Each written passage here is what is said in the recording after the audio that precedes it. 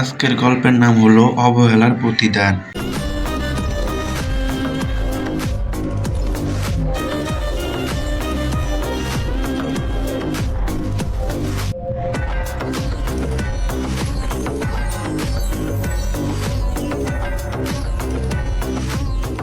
অহংকারী সফল ব্যক্তি রাশেদ শহরের একজন বড় ব্যবসায়ী। সে তার সফলতার জন্য খুবই অহংকারী।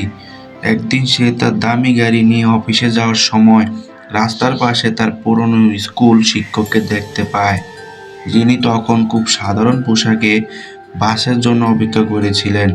রাশেদ গাড়ি থামিয়ে তাকে সাহায্য করার বদলে ভঙ্গ করে বলে, স্যার, সারা জীবন তো শুধু বই পড়ালেন, বড় লোক হতে পারলেন না, দেখুন আমি আজ কোথায়। শিক্ষক শুধু একটু হাসলেন। কয়েক বছর পর রাশেদ বড় ধরনের ব্যবসায়িক লসের শিকার হয়ে দেউলিয়া হয়ে যায়। তার সব সম্পদ বাজেয়াপ্ত হয়। নিরুপায় হয়ে সে একটি বড় কোম্পানিতে চাকরির ইন্টারভিউ দিতে যায়। ইন্টারভিউ রুমে ঢুকে সে অবাক হয়ে দেখে বোর্ডের প্রধান আসনে সেই পুরনো শিক্ষক বসে আছেন। রাশেদ ভয়ে এবং লজ্জায় মাথা নিচু করে ফেলে। শিক্ষক তাকে চিনতে পেরেও কোনো অপমান না করে বরং সম্মানের সাথে কথা বলেন এবং তার যোগ্যতা অনুযায়ী তাকে চাকরিটি দিয়ে দেন।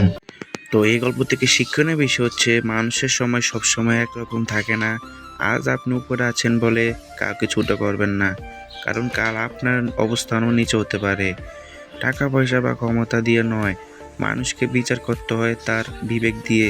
সম্মান দিলে সম্মান পাওয়া যায়। তো ধন্যবাদ আপনাদেরকে এ পর্যন্ত গল্পটা শোনার জন্য।